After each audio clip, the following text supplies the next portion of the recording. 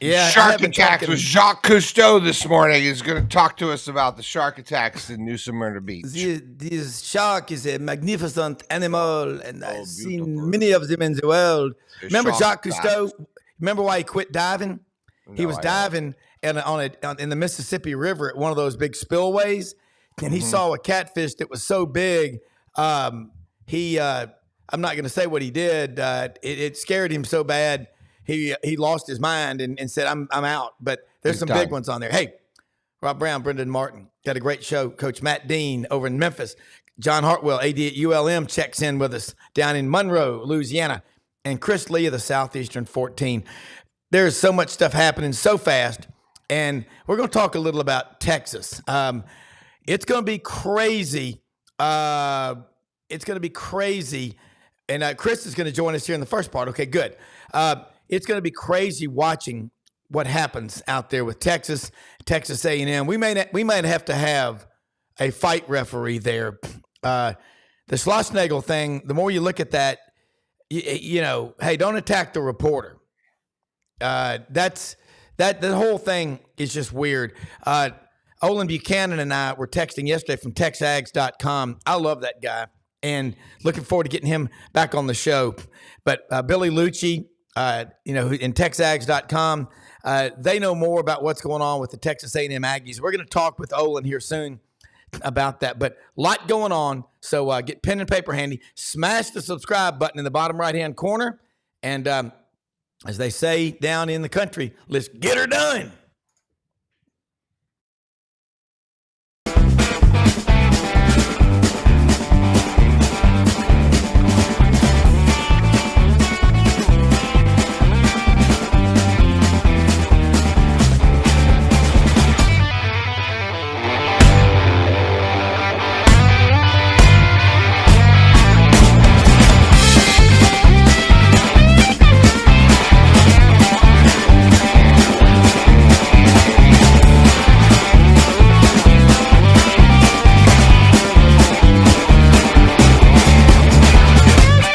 Sidelines with Rob Browne.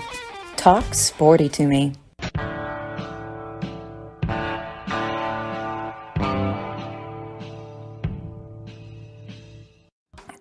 All right, Chris Lee is in here with us right now. John Hartwell's going to join us in just a second. Coach Matt Dean over in Memphis. And I was thinking that Chris was coming on at 8:30, so it's confusing because usually he comes on Tuesdays at 8. But a lot to talk about. And I think everybody, Matt, your son coached out at A&M with Jimbo Fisher for 4 years, but not in baseball.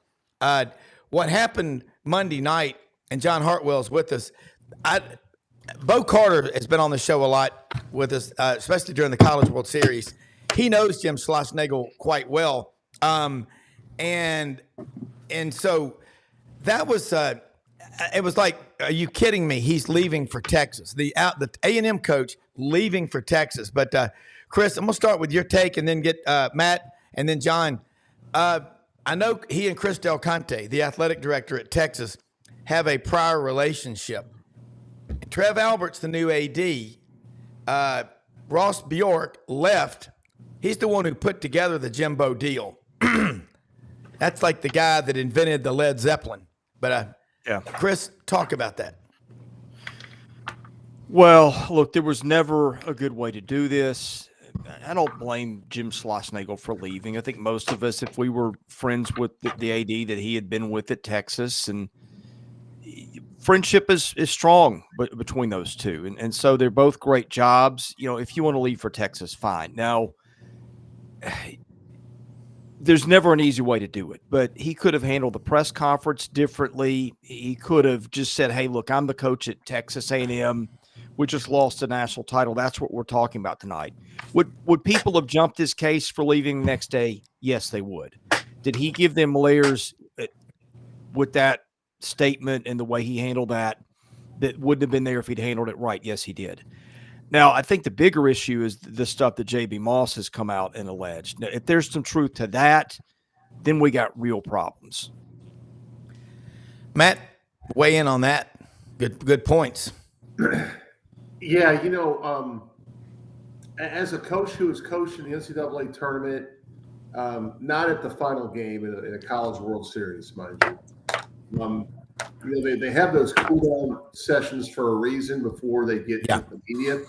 I agree with Chris. I mean, listen, taking jobs and leaving schools for other schools happens all the time in our industry. But I think Chris is completely right.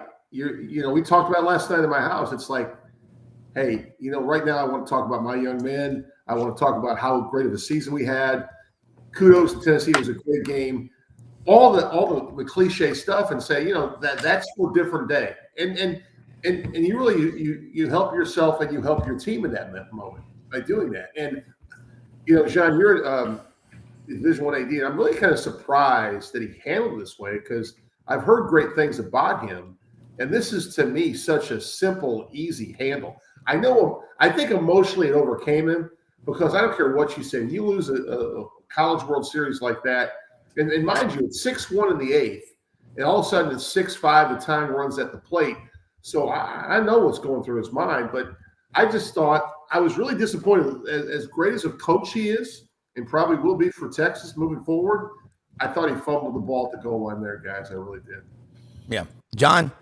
Yeah, the interesting thing about this, and I think Chris was spot on,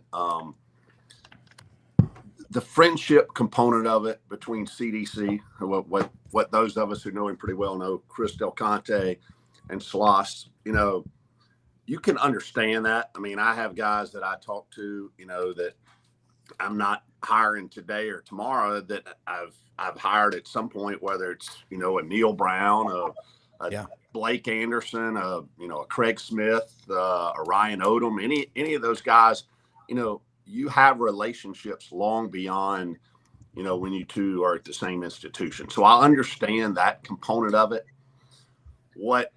And part of this is today's world. The whole part about, hey, did this occur between, the end of the regular season and the SEC tournament or the regional or whenever, if it occurred prior to A&M season being over, then, that's one thing. Yeah. If it was only between those two people. But now that has filtered out, this whole thing about a graveyard, and that is where it gets really, really clunky in my mind. I don't care how good of friends, you are. The other component to this, and Rob, I can't go very long in any of these Thursday segments without tying it back into NIL. But if you just look on the surface, Texas paying former coach, what they paid there and what they're going to pay for a buyout to A&M, that's $4.5 million in baseball before you even start factoring in how much they're going to increase their pool for NIL, what his salary is going to be. And I know there are beliefs that it may be somewhere near the $3 million range. So I know that the University of Texas and A&M to that extent have black gold money, if you will, oil money. Yeah. Texas tea. But this takes it to a whole nother level. And again, those who are arguing against, transferring as many times as you want or the NIL money involved, we're shooting ourselves in the foot. In our industry, you say, we don't want you as student athletes to do this, but we as coaches or administrators are going to do that. That's hypocrisy at its core, and that can't exist, without, allowing kind of free agency on transferring and NIL money. Yeah. Chris, have you had a chance, or any of y'all, to look at the percentage since October 15th of 2018, when the transfer portal officially became law? The number of players, I bet it's 50% or more, who aren't ever picked up or just out there in purgatory, wandering in the wilderness, lost, and just orphan. I call the portal kind of the orphan brigade, a reference to that regiment of Kentucky soldiers during the war between the Yankees and the Americans. It's a great book, by the way. Yeah. I mean, I don't know what the numbers are, but they would be staggering. I mean, I don't really have to know what they are. And I think it's just, you look around, and Look, Matt, John, I'm not in your profession, but I've just always been amazed. It just feels like, and I've probably used this analogy on your show before. Feels like we got an airport with a bunch of people flying planes, coaches, athletic directors, players, and they're all trying to get on the same landing strip, and there's no air traffic control. I'm just floored that we are this far into this era, and there is no there are no rules, there's no governing authority, there's no leadership. I don't understand that. I mean, I feel like if the four of us were running college athletics, and I know running college athletics is a nebulous term because there's a lot of levels, there's a lot of sports, the rules and things need to be different. But I feel like if the four of us were in major positions with the NCAA or whatever, probably we'd rent a hotel room in Memphis or something for a weekend or a suite, and let's get in, bring some other people in, and hammer this out until we get something that we can all live with that doesn't drive us all crazy. And it boggles my mind that this has never happened, because I think I'm not glad for what happened between Texas and Texas A&M this week. I think it's awful, but there's a little part of me that is, because I think it puts how bad this system is and what can happen if people are left their own devices with no control over things. I just don't. Who's this good for? You tell me. Maybe the worst of the actors out there. I don't understand why we don't have a better system in place, because NIL and the portal have both been things for years now. It makes no sense to me. Yeah, Laviolette is in the transfer portal, the big outfielder for A&M. I mean, you took an A&M team that both fan bases, by the way, are to be applauded for that. That was some of the best. And I'm wondering, has anybody seen the numbers? Did we crack 3 million viewers in one or more of the games of the finals? Because if we didn't, I don't know what people were watching. Maybe the Stanley Cup finals, maybe reruns of Mama's Family, which, God, I'd rather take 1129 at the county lockup, but hard labor. But I'm curious, did we? Anybody know? I did see a blurb last night. It didn't give numbers, but it talked about the second most viewed College World Series there's been. I think one of the ones with LSU. I don't think it was last year, but there's 7 of them. It's kind of a good yeah. Or more than that. Yeah. And this story's not over yet, guys. I mean, you talk about people going in the portal. You're going to see it, the Vegas would lay the odds that there will be multiple players who are currently, or as of 2 days ago, were on Texas A&M's roster, who will be on the University of Texas roster next year. I mean, and all that's going to do is just fuel it that much more. I'm sure you guys probably saw it, and love him, hate him. Some people think he's quirky, but Lane Kiffin is brilliant off the charts. If you've ever spent any time with him, he's brilliant off the charts. And he even said the other day, hey, we at Ole Miss Ole Miss football has been the beneficiary of what is going on with the transfer portal and what they've got going with the Grove Collective. But he said it's insanity, and at some point this thing is going to have a correction. And I totally agree, because like Chris said, we're a runaway train or planes coming from every direction landing at an airport, and there has not been a major crash yet, but at some point, if we don't get a hold of it, there's going to be. Hey, trees don't grow to the sky. That's the stock market saying.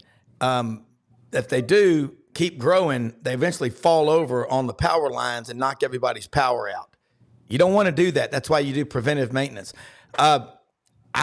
This is a great panel, and that's why I love this.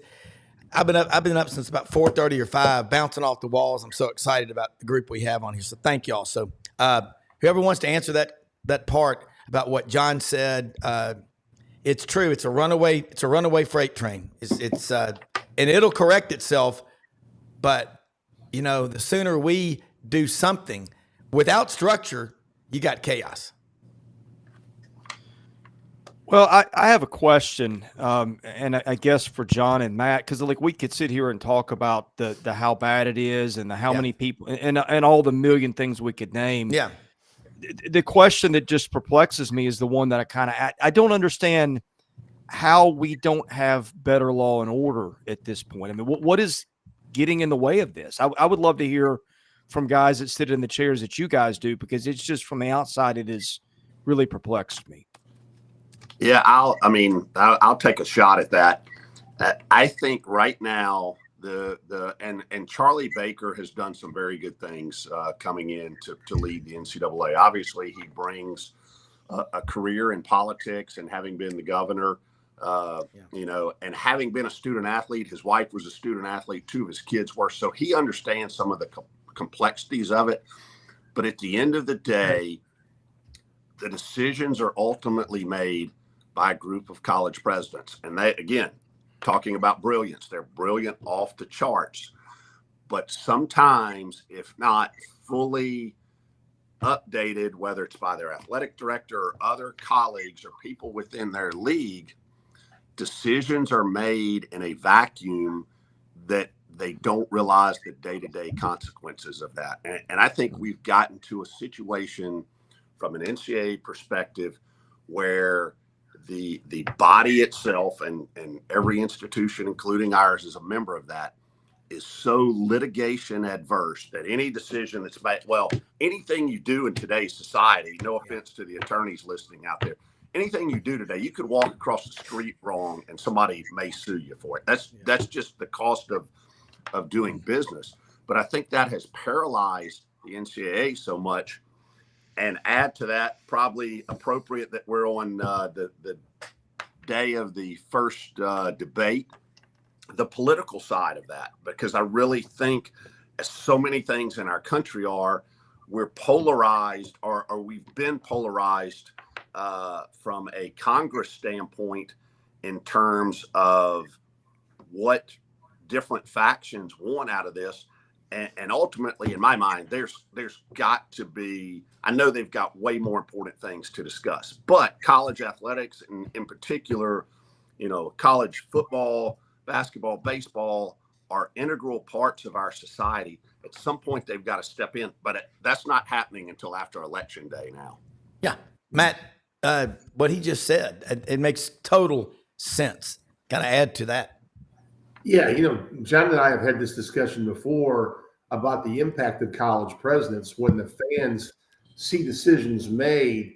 You don't know the wizards that are behind the screen. And the reality is, every decision that I was a part of as an athletic director had to be supported and vetted by our leadership team, which at the head of that was the college president.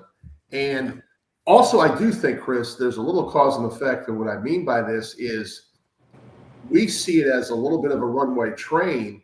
But then when Rob mentions the ratings we get for all the final product, we're like, God, this is incredible. Now we're going to 12 football teams. Look at the College World Series we had. So everything appears healthy at the end, but to get to the end, it's a doggone mess. And I think I shared this a couple of weeks ago, but like even in college baseball, we're a Division III program. We have guys in the portal, that baseball pitchers that throw 88 to 92 that will be seen in some of these summer leagues and will move up, because one of the things that's obvious after watching a lot of World Series baseball, there's a lack of pitching, and it's been a trickle down effect. And now a lot of times our coaches at my level are making a sell like, hey, we know you're a borderline Division I product. Come for us 2 years. You're going to get reps, and we'll help you on the back end of this. I know it sounds wacky, but there's so many different avenues going on with this portal, even affects us at Rhodes College. Yeah. Chris, you're a baseball junkie, and we all love it. Growing up in Memphis, we had the AA Memphis Chicks. I remember Gary Carter, the great catcher who played for the Mets for a long time. Bo Jackson, I was there for his first game. He hit a single got to first base. The place was packed. Guys would come and go during the season, up and down. We used to sit out there, the left field loonies, we called ourselves. We had Chief Nakahoma, the mascot, 25-cent beer on Friday nights, man. 25-cent beer. And Willie McGee, who went on to play for the Cardinals. I mean, we saw the guys coming and going. Sometimes guys would come down and then go back up.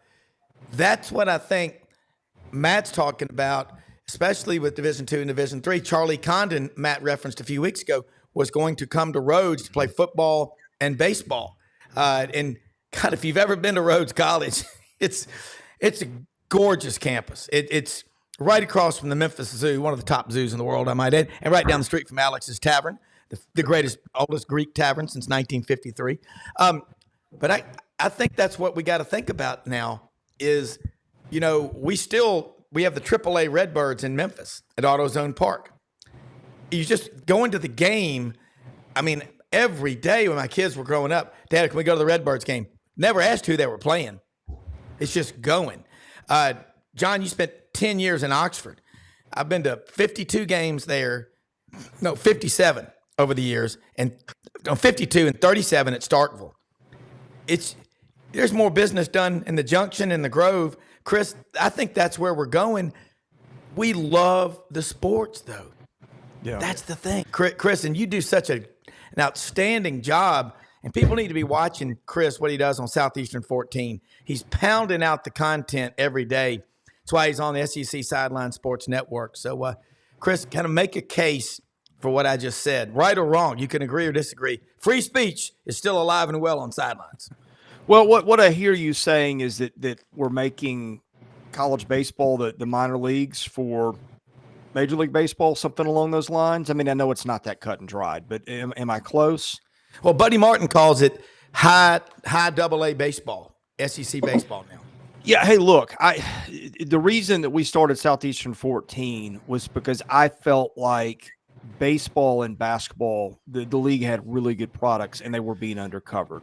You can get your Kentucky basketball, you can get your Alabama football, and football was kind of an afterthought when we did it because I thought there's enough people covering football. Well, yeah, predictably that's our biggest audience 3 years in. But that aside, yeah, I mean, I've seen how great the product has been for years. I used to sit in amazement at SEC baseball games 15 years ago and go, how is this not a bigger topic?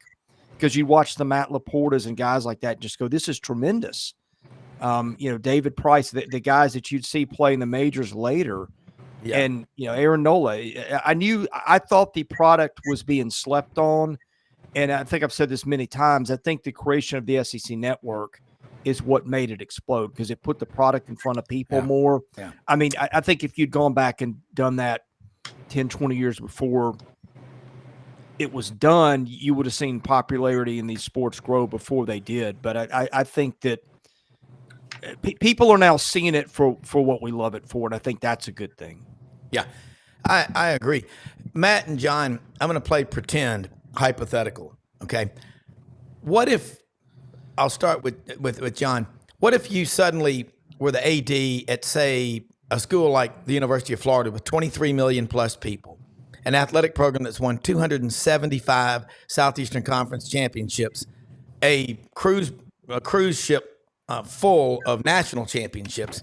What would be the first thing that you would do with football being where it is, and Todd Golden is building a basketball program? But is that a like, wow, where do you start? Or you're a structure guy. Don't forget, you're a CPA and a Citadel grad and a Mobilian. Yeah, no offense at all to Scott Strickland because he's a good friend, and even though we were on opposing sides when I lived in Oxford and he was in Stark Vegas, he's done a great job. It's just like being a coach and an AD. By the way, see these new hats? Oh yeah, when you sign up for it, there are a ton of armchair ADs, just like there are armchair coaches that have no idea what go into all of the decisions that are made. But I'll say this, and you guys are spot on about college baseball, especially at the highest level, and I do think it is more appealing to more kids now coming out of high school who are academically eligible to go play in the SEC or the Big 12 or the Big 10 due to 10,000 people in the stands everywhere you go, Their mode of travel is probably much better than it is in some minor, some single A, Sally leagues like that. All of those reasons. But at the end of the day, football is the engine that drives the train, whether you're at Florida, whether you're at Ohio State, whether you're at ULM, no matter where you are, because of all of despite the high TV ratings, and I understand that popularity has grown. Yeah. 85% of those multi-million dollars, in some cases billion-dollar television contracts are driven off college football. So it doesn't matter if you're winning league championships or national championships and your Olympic sports. That's great. And actually there are some institutions who emphasize spending and dollars on those areas to be very good in that. But the engine that drives the train, whether you're in the SEC, the Sun Belt, the Mountain West, is football. So you have got to focus within your means all the resources you can to football. But again, from an AD's chair that a lot of people don't understand outside, you've got Title IX concerns. You've got all kinds of things that you've got to balance as part of that. But never forget, football is the engine that drives the train. Yeah. Yeah. And Chris, I know you just got a couple of minutes before you got to go, and because Matt and John are going to stay on, but I love the fact that you recognized about baseball, because I remember being in college, Frank Thomas, Bo Jackson, Greg Olson. Of course, you had the big four, Bobby Thigpen, Jeff Brantley, Rafael Palmeiro, and Will Clark over at Mississippi State, and LSU was coming on. But I still remember on a Sunday afternoon after a 3-day party at the Sigma Newhouse, a bunch of us were sitting on the first baseline in the old metal bleachers. I mean, at an Auburn baseball game. And Bo Jackson, I saw this. He hit a grounder to shortstop, and before the guy even had the ball in his glove to crow hop it, to first, he was already 15 yards past first base. And those stories became legendary. Like, I saw Coach Bryant at Big John Grisani's in Memphis, going into that side room and looked like he'd had a cocktail or two or three or 4 or 5 or 6 or 7, 8, 9, 10. Anyway, Chris, that's what I love about this is you recognize that, and you do a great job of covering football too. Yeah, I think the product is as good as I've ever seen it. The talent is incredible. I hope that the game look, the game's not going to implode. Like, baseball is a sport from the major league levels, and it started in the 1860s, has survived so many things. It's always been poorly managed. You had the 1800s and the early 1900s were full of gambling scandals. We know the stuff we've lived through in our lifetime with work stoppages and PED scandals and whatever else you want to throw out there. The product has always been good enough that there's still, in spite of how badly it's been screwed up by the management, people still watch it. I think that's where we are with college baseball and college sports in general. But I would like to see more common sense and law and order to make it better. Yeah. Chris, tell them how they can follow you and keep up with all your great work. And hey, no problem at all. I was just saying, I was confused this morning. You're welcome anytime on this show. And I know what you were doing. I'm in the same boat. Mine are 89 and 95. And I tell you what, I get calls. Well, where are you? I'm over in Arkansas. You pick up a bottle of cranberry juice for me? I'm like, yeah, I'll be there in an hour. I love it, though. Yeah. Wait till they're gone. We're really going to be missing it. Yeah, I'm managing parents and kids with my mom, my wife out of town at a conference.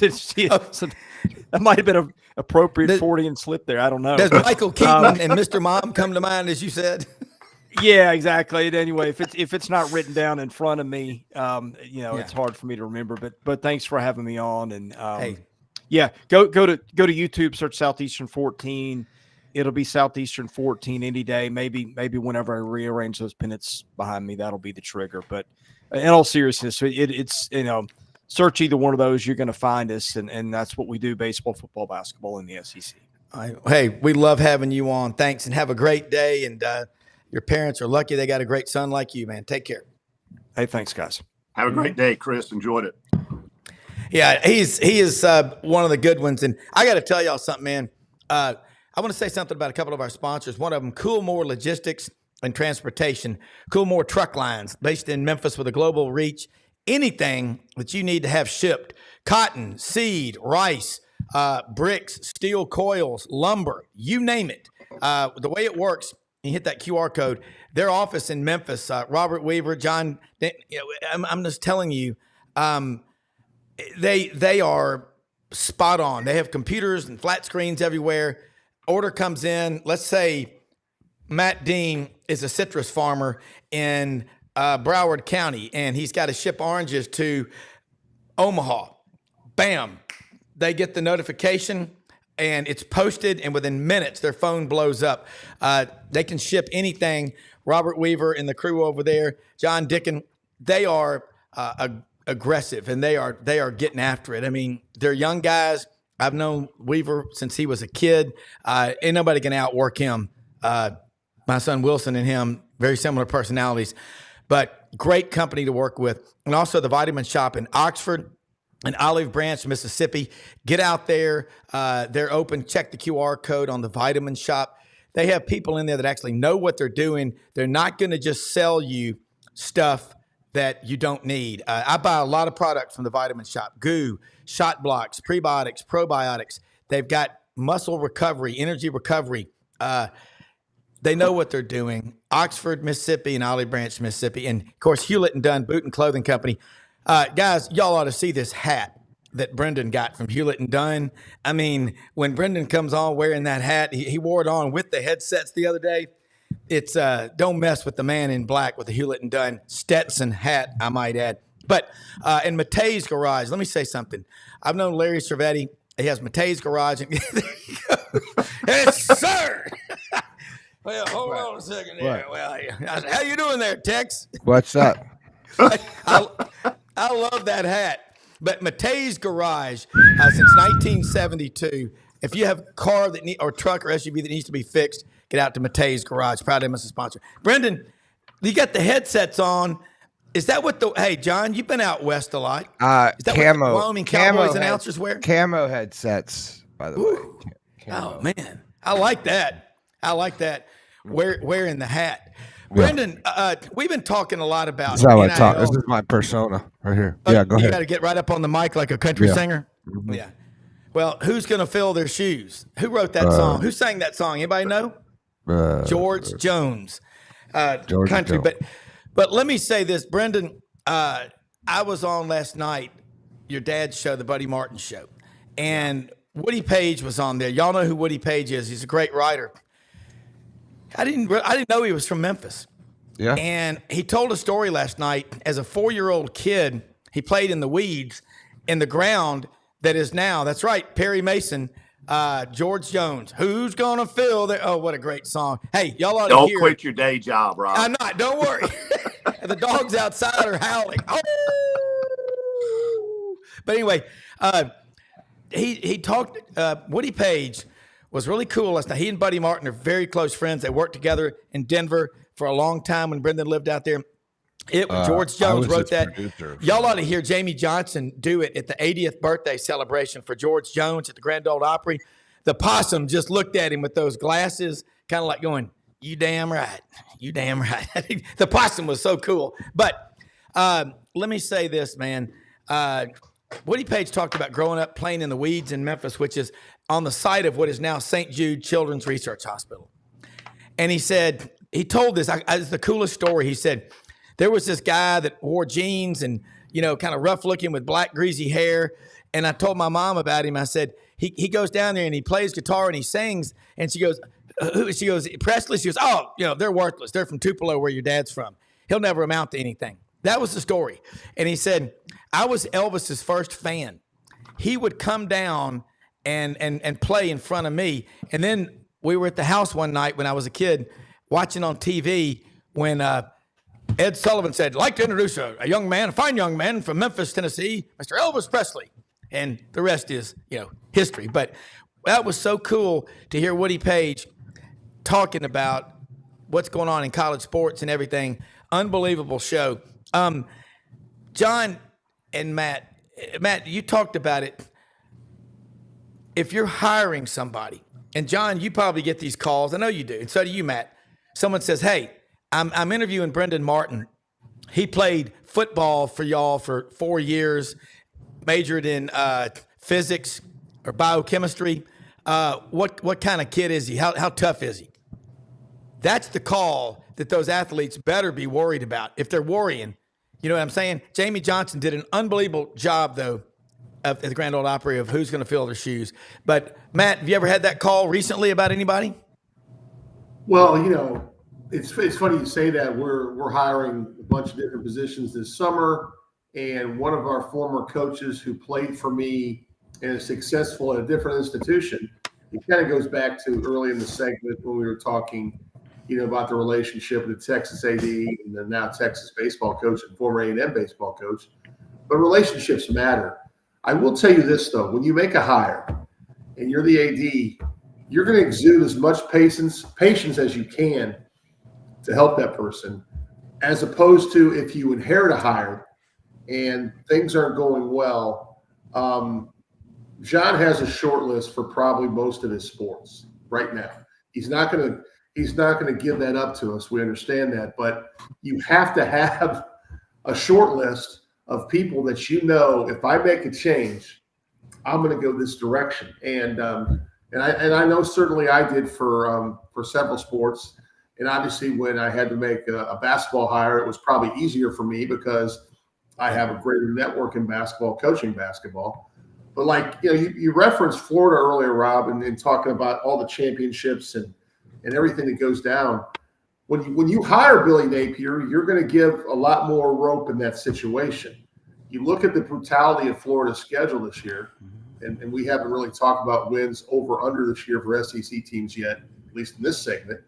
It's going to be really interesting if it doesn't go their way, the patience level of the AD on the length of sticking with a certain head coach, because, first time ever, we're going to have 12 playoff teams. We're going to have, I'm guessing, minimum 3 SEC teams in that playoff format. That's just my initial thoughts. I don't know how it's going to play out, but everybody wants to be a part of that conversation. And if you're not, I saw there was a list of the top 6 sleeper CFP playoff teams this year, and I saw A&M at the top of the list, and I'm thinking, I don't know how we do that. First year. Well, Elko's been at Duke. He's familiar with A&M because he's the defensive coordinator of that. But no one's even talking about A&M in the top 3 in the SEC, but yet they could be in the college football playoff. It's crazy what this year is going to happen, and honestly, it's going to lead to more coaches getting removed from their jobs. Yeah, it is. Let me. I got something I got to play for Perry Mason. This is when I say copyright. Copyright. Wait a minute. Rob, Copyright. Rob. Holy Copyright. Stop. Put on your kazoo. Use your kazoo, Rob. Dun, dun, dun, dun, dun, dun. Use your voices. Use your voice, Rob. I'm in the interest of all dogs in the hearing. I won't do it. John, what Matt just said. Also, we had this discussion with Tyler Siskey, who was at Ole Miss with Hugh Freeze in his first year. He was on our show Friday. Met him at the Touchdown Club June 10th in Memphis. He filled in for Cole Kubelik. Cole had to do the show with Roman Harper when they announced the SEC schedule, these goofy times, these flex times and whatever.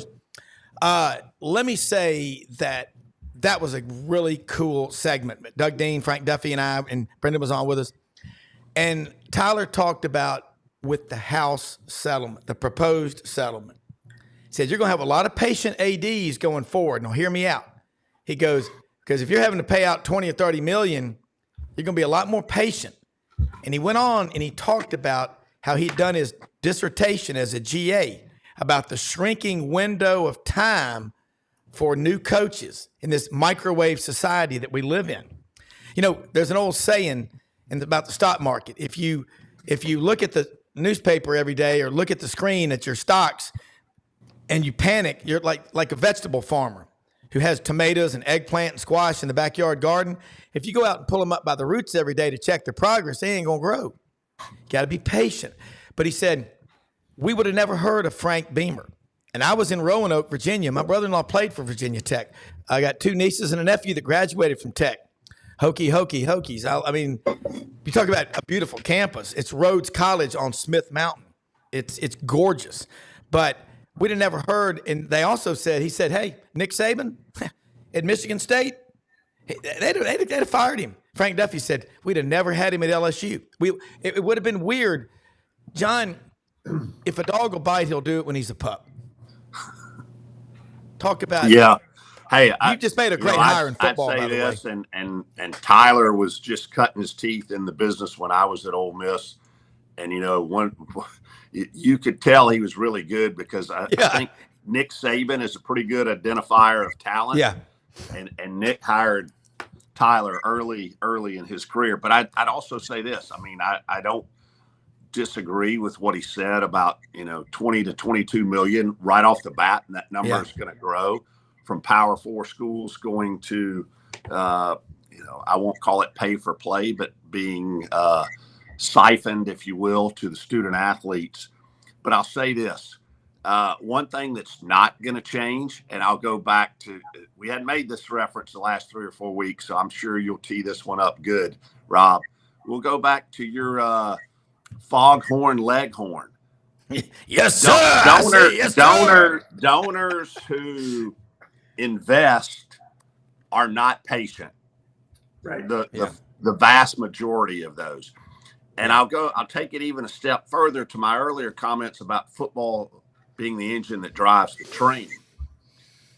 You talk about the life expectancy of a football coach at an institution. If you swing and miss as an athletic director multiple times, and I'll classify this, I mean, if it's several sports, you could have a problem, but especially in football, men's and women's basketball, and baseball, if you swing and miss hiring coaches, you may be given grace for 1, in some cases 2 in a particular sport. But if it gets more frequent than that, you better put a pin to your resume, because those donors are going to lean on university administration in some cases. In some cases, they may take it into their own hands. And as an athletic director, you may be looking for another job. So, I think that's an aspect, and we see it play out over and over again, that a lot of people don't really consider. Yeah, Matt, identifying a coach, you got to go out there, and I think you can tell a lot by what the players for that coach say. People can have their opinions about Tony Vitello, but his players love him. We had John Wilkerson on with Vince Ferrara yesterday. They are the voice, the baseball voice of Tennessee baseball. And say what you want, Tony's an alpha male. We need more of that. We need more badass male culture. Bring it back. Weakness invites aggression. Vitello's players love him. Not all of them can hack it. But, Matt, I've seen you interact with your coaches. Coach Duncan, your football coach, different coaches. You learn from Herb Hildigan. And you learn from great ones. Like John, you're very smart. You take a lot of notes. And that's why your son Tyler, who's 27 on the staff with Dan Lanning at Oregon, is going to keep rising. And he's very fortunate. He's also seen working for Jimbo Fisher for 4 years. And I think A&M, Ross Bjork got on out of town. Alan Green, I don't know if he'll ever get a job as an AD for hiring Brian Harsin. That's like the guy that released mosquitoes into America. I'd like to find that guy. But you got to get it right. John's right. You got to get it right. But, what do you have, 17 sports at Rhodes? Last year we sponsored 23. Wow. That's more than that's more than Auburn has. That's 21. But what do you have? What's the most unusual sport that y'all have? Well, we started it. I was the first ever coach, probably field hockey. You're playing field hockey in Memphis, Tennessee. It's a northeastern Midwest sport. John's kind of left there. He's right. I love it. Hey, but here's an interesting thing. there's a lot to unpack with what you just asked, Rob. I'm kind of like, I know. It's interesting. It's the Baileys. Top of the morning to you. But John's right. I'm talking about exuding patience, but the donor has no patience. Yeah. Totally true. But like when you look at hiring and you look at you mentioned Coach Duncan, I believe in an athletic department, if you have football, and most departments do, I believe it's a trickle down effect. If football's not healthy, I think it affects a lot of other things. First of all, from a revenue standpoint, no matter where you are, it's beneficial to everyone if people are in the seats. Okay, especially in your largest arena, stadium, whatever you want to call it, and that's what football does when healthy. For us, my last year as AD, right after COVID in 21, our football was coming off a 1-9 season and 0-4 in a shortened football season in COVID. So we had lost 13 out of 14 football games. We were the lowest I've seen in 30 plus years at the college. And I was very fortunate to hire Coach Rich Duncan from Berry College. They had won 5 conference championships in a row as an offensive coordinator, but he's also a former head coach that had taken a team to the NCAA playoffs. So me personally, I know we talk about recycled head coaches all the time, but I got to tell you, when someone has been a head coach, as an athletic director, as someone who's getting ready to make a big hire for the department, as someone that needs to have football healthy, I like the fact in his resume, yes, he was a head coach, had success at the end of his first job as a head coach. It tailed off, researched his career in a different spot, became a successful coordinator. I like that. I like the fact that he was a former head coach. I don't care what you say. When you're making a new hire, and it's very important as a young AD, if you're hiring someone that's never been a head coach, you don't always know what you're getting. And I think that's really important in the thought process. When I was in that chair for 3 years, now John's been in that chair a lot longer than I have. I've coached the majority of my career. And as a coach, I will tell you the thing that coaches need is players. To get players, you have to be a dynamic recruiter, no matter where you are. And these days, you have to be more creative out of the box. I mentioned earlier, we're having coaches say, hey, you have Division I dreams, come here for 2 years and get some video evidence of that, and we'll help you to the next level. It's almost like a back end of JUCO thought, to be honest with you. So, you have to know what you want, but I always wanted someone who had prior head coaching experience. Let me ask you this based off of that, and I'm going to ask it to John. And John, you can answer because you all just said the one thing that, I guess in media, we do the same thing in technology, right? So it's like we're trying to find out how to do it cheaper, faster, better, how to carve it out. Technology is affecting everything we do. AI is affecting everything we do. If you want to be innovative, like I'll build a, production studio network out of your office, you've got to use what's available. When you see these coaching staffs, a la Billy Napier and the, many thousands of analytics and smart people that are crunching numbers and doing things, do you go look for a Mike McDaniel type of coach from the Dolphins who's a little more forward thinking, a lot more in academia, obviously with his background, I believe it's Yale. And do you start leveraging AI? As I've said at the end of the Super Bowl this year, you missed a very important commercial where the NFL announced that with a commercial that NFL AI has tracked every single pass play that's ever happened in the NFL and then put it into an AI software. And they basically, came out, were promoting it, which is, to those who know, you're basically predictive software that's learning behavior software that's going to be able to eventually start predicting outcomes and things of that nature. I'm just saying that is what AI does for the sport because it crunches mass data, numbers, and prediction. With you having analytics and people who are doing that already, and you are a smaller school trying to leverage what you have and be innovative, Do you start looking at those type of Mike McDaniel type forward-thinking coaches that will come and bring that to your schools? That's John answered. I know you've got to go in just a minute, but and I've got the numbers. I've got the official numbers. Vince Ferrara just sent these on the Men's College World Series. They're going to blow your mind. I owe a lot of steamer packs. I'll just say that. John, answer that question if you can. Yeah, Brenden, I think you're spot on with that. And it's not only with the analytics, but I think it's also, you go back and our coaching staff, which is, 6 months in, still on their honeymoon, haven't lost a game yet.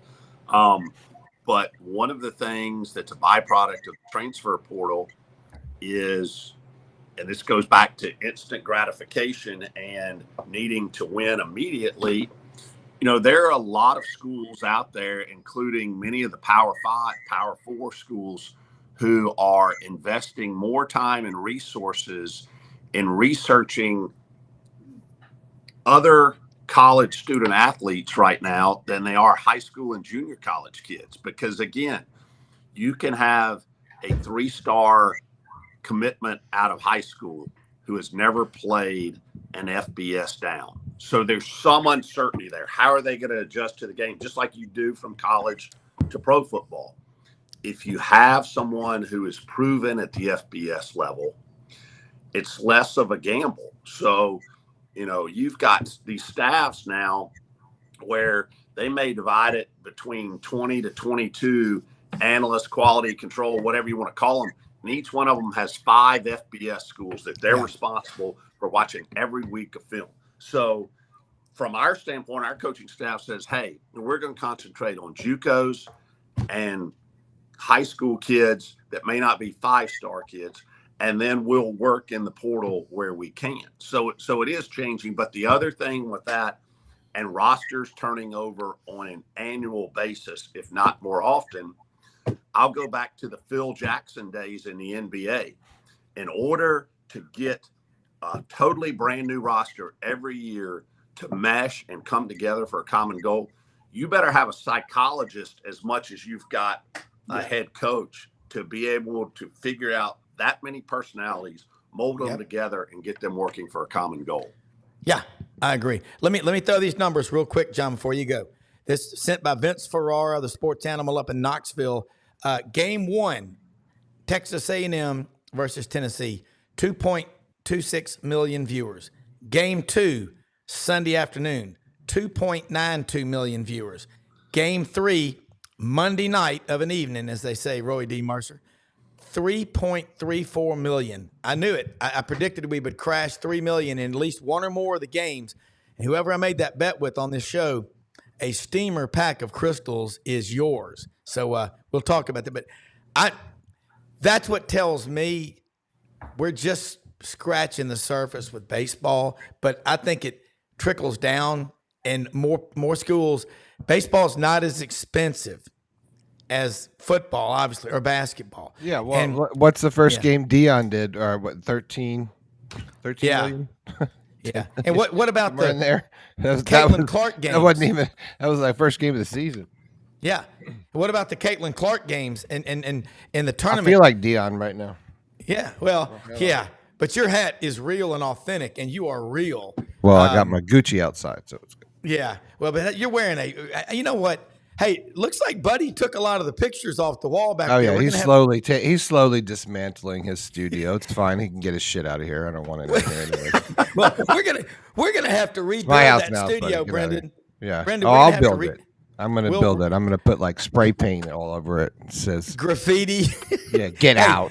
Hey, John, I know you're. I want you to stay, but how do people follow you, keep up with you? And then we're going to come back for a couple of closing comments. But yeah, because I want to hear what Matt Dean has to say. Yeah.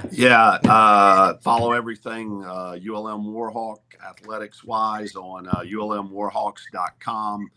Got a big push on season tickets right now. Got the opener coming Thursday night, August 29th, 2 months away, basically, against Jackson State. Speaking of Dion, his former school. John_Hartwell on Twitter. And guys, as always, and enjoy being with you guys. Brenden, the hat is you. There's Love it. no doubt about that. I am the Phil Jackson of this show. Yeah, He kind of looks like him. Hey, in between Rob's copywriting and us needing to get That's- a bleep for you every once in a while, talking about your dad's stuff. That's on the right. wall, That's right. We've all got our vices, and we all That's accept them. So, That's right. You got to accept us. That's right. Yeah. Take We're care all, and we're have all a out great day, there. guys. We're out there. Thank you, John. you, Go John. Hawks. I love having John on here. You talked about adding a lot to it, and so does Matt, and as Chris did too. Matt, I just wanted kind of to follow hear- up on what we just talked about. Yeah, I was just wanting to hear Matt, like, because as a coach perspective, like now you got to save money, you got a budget, you need to compete. It's money ball, right? Like, what do you do right now? Like, but because you have tools that you can leverage that are going to save you money. Like I use them every day. Like do you start looking at that kind of stuff? Yeah, I think you have to, Brenden. And you brought up Mike McDaniel, who honestly is one of my favorite recent hires in the NFL. Me too. I mean, Me too. what he's done in a short period of time there, I mean, I wasn't sure it was going to work, but it looks like he's won the locker room. And that's something you can't formulate in AI, right? Analytics is does that person have the ability, especially in the pro level, to control and command that locker room? And from all accounts, I think the guys enjoy playing for him. Yeah. And honestly, have you watched his press conferences? Like they're amazing. They're amazing. They are amazing. The best press. It's literally and I've been to plenty of, and like yourself, we've been to a few press conferences in our days on both sides. They're the best. I literally just looked them up on Monday just to watch them, just because they cut them up, and I just watched the whole thing because half of them are hilarious and the other half are genius. It's just really it's entertaining, but to me it's the new face of coaching because like you said, he's got the player, he's got the locker room. Don't you think, Brenden? I'm just guessing the ownership group that must have come out when they interviewed him in person. They must have said, "This is just an amazing man. I know we're taking a chance. He's never been a head coach, but he's been I mean, the work he did with Shanahan in San Francisco was incredible." Yeah. And the roster now down there is incredible. I think they take a step. I think they win the East this year. Whether or not, I think the AFC is so loaded. I know we're talking pro football now, but I think Miami's one of my sleeper picks to maybe get the Super Bowl. I agree. I just always worry. The Fangio experiment didn't work out. He's old school. I do think maybe now their defense is a little happier in that room in terms of probably a coordinator match fit better for McDaniel as head coach. Well, he does that. He praises so big, right? When things go well, but he also doesn't make bones about calling out an individual that just didn't bring it that day, and then he talks so directly to the media. It answers completely transparent. And Brenden, one of the things I love about him, if he feels like his play call or he was part of the problem, he's going to let you know. He's got accountability, right? Yeah. And I think you can call out players more when you're a very accountable head coach. And you're willing to say, "Hey, look, I made a bad call on 3rd and 5. But you know what? I don't need you fumbling the ball on 1st and 10. Well, whatever it may be. I think he's got the secret sauce. It's like being a good parent, right? It's like I can tell you you're wrong, but I can't if I don't explain why I'm telling you you're wrong. You're just going to keep making that mistake. It's one thing to scream at a player, "You're doing it wrong," and then not explain the why. I think he never does the screaming. He may scream, but he screams with intelligence, and then he comes back and he explains it to them in a way that they don't feel like they're dumb. He's not condescending. Yeah. I'm going to give you an interesting comp. You never thought I was going to say this name. So one of the things, being a coach for years in Memphis, Tennessee, teams would come to our gym, Brenden, in practice. So we used to have, back in the Conference USA days, Cincinnati and Bob Huggins would come into our gym. Huggy Bear. This is where Hugs, I think, was great, and no one really knows this about Hugs unless you watch some of his practices. If you were someone that's like a superstar and maybe a little fragility in terms of your personality, if you screwed up, he would go and maybe whisper in your ear. True story. But if you're one of those guys that's the first year and you're not playing that many minutes and you screw up, I mean, you couldn't amplify the gym more. I'm just telling you. So it was knowing how to handle your stars and knowing how to handle your, mid-level, major, whatever you want to call it from a personnel standpoint. Yeah. And I think McDaniel in the press conference does that so well. He is so transparent and he is so accountable. Did you know the story of his watch? And I know we got to go, but do you know the watch story, the expensive watch he bought? Like at the beginning of the season, I don't know what kind of. I'm not a watch guy, a jewelry guy, but he bought some like rare, expensive watch. Like first thing, basically, and it was like the price of like his first, like the entire paycheck or something for that year or something. But he walked in, he didn't want to buy the watch, but he bought the watch because basically he was, those stories. He's betting on his team, he's betting on himself that they were going to be champions. And he walked into, I think, the very first player meeting, and he holds the watch up, and he basically said this might have been the smartest or the dumbest thing I've ever done in my life. He's like, but I'm betting on this. And so he relates to those players on that level, on that financial level. He's like, basically, I'm laying, here it is. I'm in Vegas. I'm all in. I'm all in on you all. If you're all in on me, I'm basically I'm going to get nothing from this entire deal. We're all going to go get rich. Who's in with me? I mean, God, that's genius. That's genius. Yeah. Well, you like people that are optimists. You like 85 and 90-year-olds that buy puppies. Okay. That says a lot. Yeah. And I think, again, if you are one of the coolest stories I ever did, I spent 5 days out at Fort Benning with Ranger School. I did a series called Quest for the Black and Gold. Guys, going through Ranger School. And one of the things I quickly learned, and my dad told me this, he was a first lieutenant when he got out at Camp Stewart, actually Fort Lee in Virginia when he got out, quit sending people to Korea, and he said, well, I'm out. Well, he was too young. But one of the things I remember, if you didn't have your canteen full of water, you got 3 of those strikes, you could be in day 58 or now day 62 of Ranger School. 3 strikes, you could be 1 day away. You're recycled. You got to do it all over again. 3 hours of sleep a day, 1 meal a day. It's brutal. 4 phases. They rarely, ever raised their voices or yelled at the Rangers. They said, if we did that like they show on TV, remember, that's condensed into an hour and 47-minute movie. They would tune us out so quickly. And I think about great coaches that we have on the show. Matt, you're one of them. John, you know this. You save it for special occasions. Special occasions, and you really don't need to do it that much. Just think about it. How do you respond to a boss? I had a boss one time that came in screaming and hollering, put dog food on our boss's desk and said, this is to remind you to be loyal to me like a dog. Had us doing push-ups on the trading floor. I'll never forget that. I did more than him, and he didn't like it. He said, get up. I said, no. He said, why? Because you'll never do more push-ups than me. But no one likes to go through that. I think you got to be as a coach. I heard Jimmy Johnson talking about it one time. Jimmy Johnson said, you got to know every player on your roster, and you got to know what drives them. Some are motivated by things that others are not. A lack of playing time, some of them don't care. They'll just sit over there and pout. Chad Johnson. What a cancer in the locker room. I heard a guy talking about when he was a rookie. David Pollock said this. He went over to his apartment or house when he was a rookie for some party, and he looked in there. There was like an 8-by-8 foot portrait of Chad Johnson in there. I think about people like my dad, who's won every award you can win in architecture in the AA. The awards are over in the corner under a stack of newspapers, or you don't even know they're there. I mean, that's the people that I respect.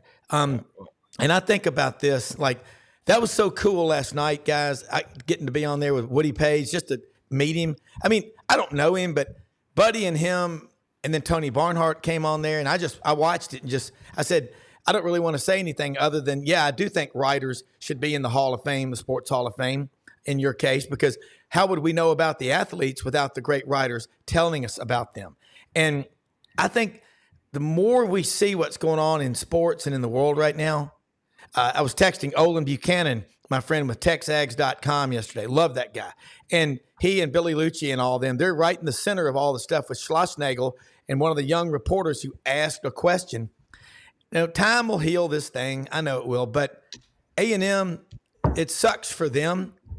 And I just think You got to know when to really drive and push it hard. Matt, you know this. You're a big guy, 6'3", 198, all muscle, lean and mean. You save your moments though, because if you're constantly screaming I learned that raising 3 kids. Yeah. That tune you out so fast. It's just knowing your sport, knowing your role, and knowing what it is, and I think that's what why we see the look, Urban Meyer, Nick Saban, even Steve Spurrier, failures in the NFL, right? Those guys are far. Those guys want to control every aspect of the game, and that's fine, good and point. that worked at that time in that environment for college football. Don't you agree, Matt? Now that what we used to bust on, I mean, God, remember we used to sit there and be like, Lane Kiffin is just going to be this punk young kid that's going to come in. He doesn't know anything about this. Now we sit about talking about how Lane Kiffin's a genius because he speaks that language. Deion's getting all this run because apparently, initially he could speak the language of the athlete. He could relate to the athlete. Now, with the change in the NIL, with all the transfer portal stuff, and having to change that, we're getting more to the NFL model because you have to cater to the athlete now because the athlete's getting paid.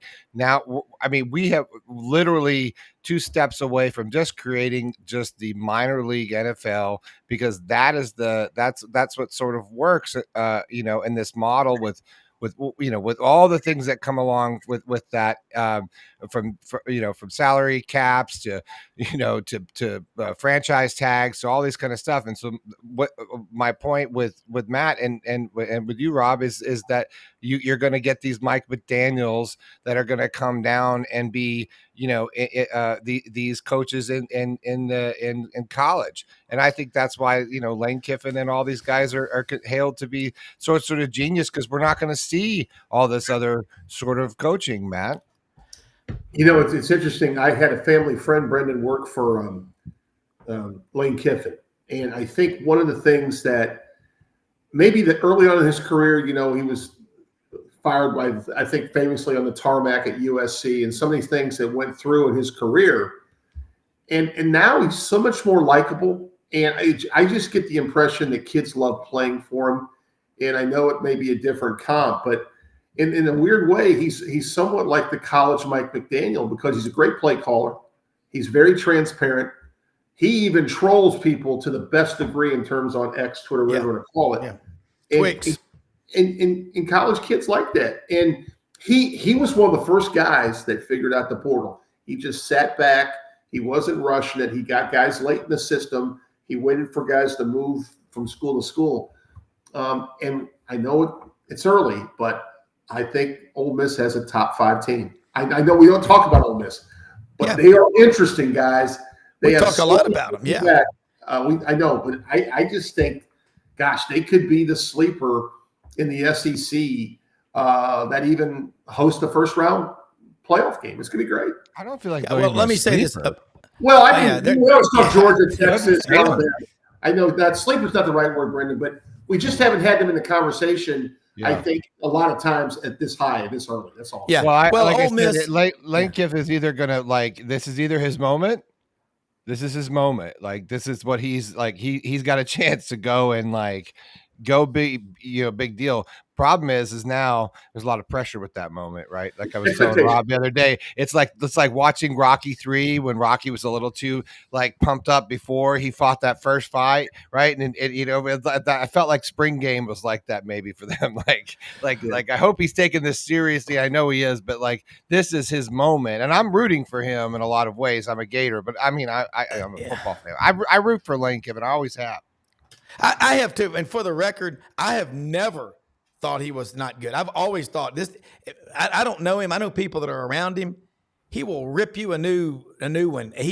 That kid last year that tried to sue him, that didn't answer emails and stuff for a month. You heard that conversation. He said, "Don't be a." He is tough. He grew up with Monty Kiffin, man. His dad. He has grown up with football. I think Lane Kiffin is tough. I think he's kind of introverted in a way, but he's cool tough. He's cool tough. He's cool tough. He's cool tough. Yeah. You don't want to be like the uncool kid. Because he may rip you, but he's going to rip you, and all the other kids are going to rip you too because they all want to be cool like him. But everybody wanted to rip him for the 1 year at Tennessee, and I understand he left. That wasn't good. But the guy, I've always thought he was a hell of a coach. And the other thing that I see that Tony Vitello talked about it. He goes, these kids are tough these days. There's a false narrative that you can't coach kids hard and kids today are soft. Not my three and not Mallory, my fourth, and they're not soft at all. Maybe it's because of me. I know it is. I know damn right it is. And their grandparents and the people they're around. You know what? You will get out of life what you accept. Matt, you are a guy that I've watched you with Cleanthes, your baseball coach. I've watched you interact with these people. Everyone wants to be at Matt's table. If you go to the cafeteria at Rhodes College, usually there's a lot of food at Matt's table, so that's part of it, right? He's cool tough. But Matt's cool tough. You are, but you're from Davenport. You know, you've got it. I'd love to play for you if I was an athlete because you're smart, and there's a way to also rip somebody up. Like Nick Saban, people say, Nick Saban, 6'5", 330-pound lineman, we're terrified of him. Well, remember what Nick Saban said? I think what they're terrified of, 2 conversations that you have when the NFL people call you about a player. And that conversation is Matt is a great player. He's at work early every morning. He motivates his teammates. He holds everybody accountable. He does this, he does that, and he goes to mass almost every day at the Saban Catholic Student Center. And then there's the other conversation. Matt's good, he's tough, but he doesn't care about his schoolwork, and he's kind of lazy, and he doesn't support his teammates when they're struggling. You don't want to have that but conversation. That's what scares student athletes. That's what's going to correct this is the NFL, because Nick Saban, when he comes on ESPN Game Day, and I don't know what's going to happen with Pat McAfee. I just know this much. You hear this a lot. When guys sell to ESPN, ESPN takes over and you become who you're not. The SEC network, they don't bother them. You look at Cole Kubelik, you look at Roman Harper, Chris Doering, those guys, I think they're telling it like it is. They're doing it. But on the networks, not so much. And I just think that as we go forward, when Nick Saban is on game day and he's saying, hey, I'm talking to guys in the NFL and they're kind of hinting to me and saying straight up, a lot of these kids coming out of college now, they're not developed properly. That's going to keep more guys staying in college longer, and that's what's going to ultimately slow down transfer mania. I really believe that's what's going to happen because Nick Saban ain't going anywhere. He's only 72. But I think we need to be paying attention to the comments that are coming from him and other people because bouncing around and not staying anywhere very long, at least let the paint dry. Well, I'll say this, and I want to. I know we got to wrap up, but well, listen. I'll quickly. I talk fast from the Midwest, but growing up in the state of Iowa, okay. Yeah. I researched this last night because I wasn't sure. I watched a special this week on the Browne brothers, who were 2 great wrestlers for Dan Gable. Iowa wrestling won 24 national championships. Let that sink in. Most of those were Dan Gable. Started back, I think his first was in 1975, right? There's a statue in front of Carver Hawkeye Arena of Dan Gable, one of the toughest SOBs I've ever been. Well, I've been around, but watched. And as a middle school PE student, we had to take in the state of Iowa a segment on wrestling. That was required because it was our, back in the day, it was our deal. Now, moving forward, what I've learned, and let me clarify my Kiffin comments. I think he's brilliant, but you got to admit, after Al Davis sent him packing 1 year in Tennessee and fired at the tarmac, the great commonality that saved him was that time with Nick Saban. People then said, this guy can't coach. He always has been brilliant, but Nick has brought it out in a lot of guys. Look at what Sarkisian did, resurging his career after. Yes. So I think when I said sleeper, it's not a sleeper on this show. What I meant is from a national perspective. I know. We don't always talk about Ole Miss football, but I'm telling you, they are a serious, serious candidate this year to compete for a national championship. And that's what makes this year so unreal. The first year of 12 teams, guys, and you get in that playoff. I was talking to my son who flew in from Oregon last night. Those top 4 seeds are going to have a bye, and that's huge. If you can get a top 4 seed, that means you don't have to play that extra game. And all the final 8 are going to the bowl games, the year 6 bowl games anyway. So I think it's really exciting format. And the toughness. I think kids want to be coached right now. They do. That hasn't changed. If you play a sport, Brenden, I think you referenced soccer. I think maybe some of your kids play soccer. I could be wrong. But Yes. you know how tough it is to run up and down that doggone field? I mean, I think there's a In stat. the Florida heat, and train in the summer, it's insane. I think you sprint a total of maybe 6 to 7 miles maybe in a soccer game, okay? And you can't do that. Rob, I know you love to swim, and swimmers are maniacs because they get in the pool so early in the morning and what they do to prepare. So the college athlete, let's make no mistake about it, they're tougher than they've ever been. Ever. Yeah. And we're always going to have someone that's very talented that's going to get led astray by a conversation of, man, you can get more money there. It's time to go. Well, exactly. An uncle, a cousin, a mom, whatever, you know. Right, well, and mark my words, Matt, like, because we're seeing this trickle down now to the high school athletics now with the money. Yeah. Now we're going to see the product all the way down. These little, you watch, it'll be little splinters. High school football is already on TV. All this stuff already has connections. It's already there. Now we're going to inject big time high school football with mass amounts of money and pay these players. And now watch what now we're going to see the shift of what was high school is going to be middle school. So all of this pressure is going to shift. And we're already seeing it in soccer this year. They're like, oh, we're, hey, your daughter's moving up to the 12-year-old league next year. We're putting them on the big field next year. Next year, we're going to just do the header age and all that stuff. Next year, hey, we've decided to go up. More concussions come from soccer players, by the way, than football players every year. Absolutely. Every year. Yeah. And so it's a major problem. So and that's an emerging sport. So I mean, hugely emerging sport. So I'm just saying, I'm not trying to have a soccer conversation. I'm just saying that we're seeing this trickle down, sort of mini trickle down economics now that are going to go and shift down. And now we're going to see all this is going to change. So the training is going to change. So we're going to be pushing athletes. It's like evolution, right? It's like we're going to be evolving this athlete earlier and faster. And we're going to see another level of player.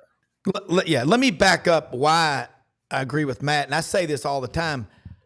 The kids today are craving, they are starving hard, tough coaching. Yeah. We're going to dangle the carrot early. So they're going to take the hard coaching. Hey, I'll tell you right now, why are the numbers down in recruiting for the Marine Corps and the Army? I'll tell you why. They don't want to be in that soft, woke bullshit. Okay? They don't want to be part of that. They want a tough, hard ass. They know it will prepare them for life. And you think about a guy like Hayden Fry, Kirk Ferentz. I mean, 43 years. I've had 2 coaches at Iowa. Those guys, I'm going to tell you one thing. Play Iowa in Iowa City in November at Niall Kinnick Stadium. I mean, that's a true measure. Not a bowl game in January. But bottom line is this. Kids today are starving. They're craving. Raise the damn bar. Quit lowering it. As Butch Thompson, Auburn's baseball coach, famously says on this show, I love it. He goes, people don't fail in life because they aim too high and miss. They fail because they aim too low and connect and think that's okay. Aim high. It's like the Air Force motto. But I love this conversation. We're going to be having high school athletes making more than the high school coaches. That's going to be a problem. Well, and trust me, in Richardson, Texas, 10 years ago, built a $63 million stadium. We've been here in Texas. Y'all have seen Friday Night Lights. Okay, let me say this. Tomorrow, we got Doug Dean, Frank Duffy, Dave Tompkins. We'll have Reggie Torber, former Auburn football player, played with Eli Manning for the Giants in the Super Bowl, Baton Rouge, Louisiana native. going to be on the show with us. Also, hopefully, Jacques Doucet. I saw him on Feinbaum yesterday from WAFB Channel 9 in Baton Rouge. We live in the greatest country in the history of the world. Hats off to the farmers like the great Perry Mason, who never lost a case. God bless America. We'll see you tomorrow. Thanks for watching, everybody. Thanks for watching, everybody. Thank you for watching. That's it. That's the Nightly News with Matt. Sorry, Dean, folks. Park's closed. The moose out front should have told you. The moose should have told you. Oh, we're crazy. Yeah, see ya. All right. Thanks, Ted.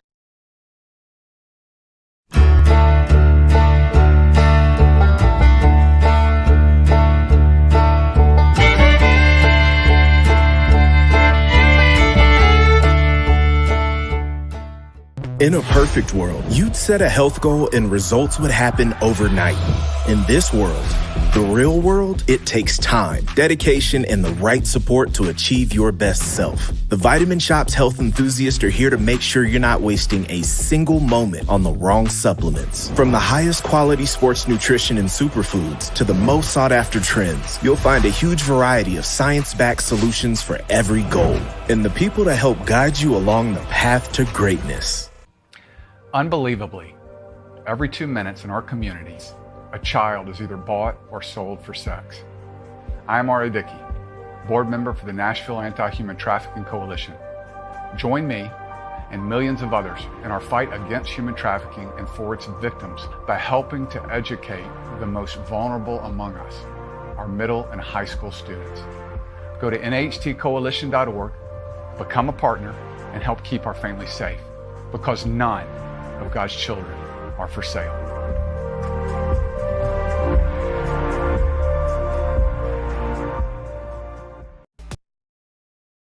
So important to shop local and to buy American. For 60 years, Hewlett & Dunn Boot and Clothing Company has been on the historic Collierville Square, and we strive to sell made in the USA products when available. With over 7,000 pairs of Western boots and work boots in stock for men and women, come and see our huge selection of clothing, jeans, and accessories from top brands made in the USA. Please support local business and come shop with us at Hewlett &